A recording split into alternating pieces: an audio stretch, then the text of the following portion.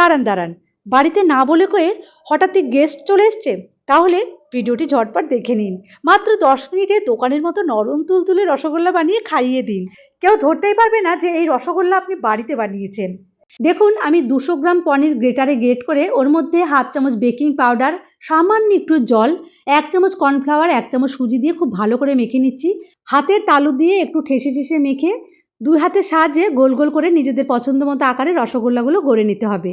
আমি 200 গ্রাম পনির থেকে 38টা রসগোল্লা রেডি করে নিলাম। এবারে 2 কাপ চিনি, 2.5 কাপ জল, 2টো এলাচ দিয়ে খুব ভালো করে রস জাল করে নিয়েছি। তবে খুব বেশি আঠালো করার প্রয়োজন নেই, একটু পাতলা করে রস রেডি করে নিলাম। মানে চিনির দানাগুলো গলে গেলেই হবে। এখন রেডি করা রসগোল্লাগুলো দিয়ে গ্যাসের ফ্লেমটা লোতে রেখে ঢাকা দিয়ে মাত্র 5 মিনিট জাল করলেই আমাদের নরম তুলতুলে রসে ভরা রসগোল্লা রেডি। দেখতেই পাচ্ছেন কতটা পারফেক্ট হয়েছে, একেবারে রসে ভরপুর আর মিষ্টির দোকানের রসগোল্লার মতোই টেস্টি হবে।